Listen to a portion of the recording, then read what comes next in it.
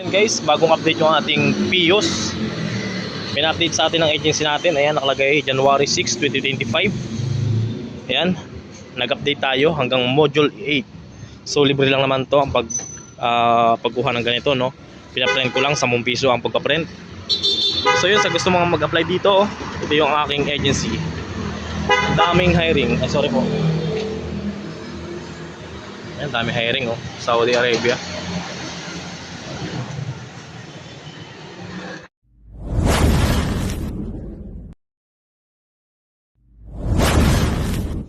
Hi guys! Welcome back sa aking YouTube channel. I'm Lilja Padulina. Sa video ito guys ay andito tayo ngayon sa ating agency, no? At ito ay sa 1818 San Marcelino Street, Paco, Manila. Ayan. Ang pangalan po nating agency ay Dreamforce International Manpower Agency. Ayan. Kung gusto nyo pong bisitahin sila sa kanilang Facebook page, search nyo lang po ang Dreamforce International. Lalabas na po yan. At napakadami po nilang hiring ngayon. Sobrang dami po at urgent na urgent. Kapag po kayo ay nagpunta rito, magpasa lang po kayo ng inyong resume at COE. Kapag po kayo ay mag-walk-in, make sure nyo po na kayo ay naka-formal attire.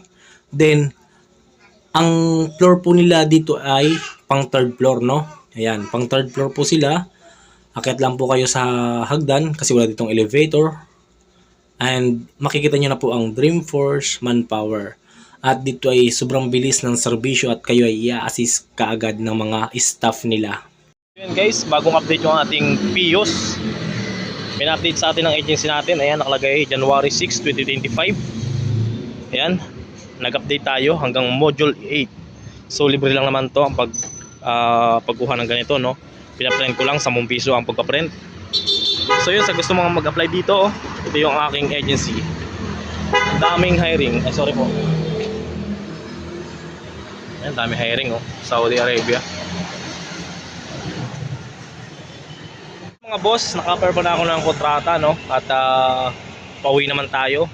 At ang kasunod naman nun ay yung ating ticket papunta sa ating bansang pupuntahan, no. Hintayin lang natin yung ticket natin. So sa mga gusto mag-apply, dito lang tayo dito lang tayo sa Dreamforce International. Napakalupit at napakabilis magpalipad.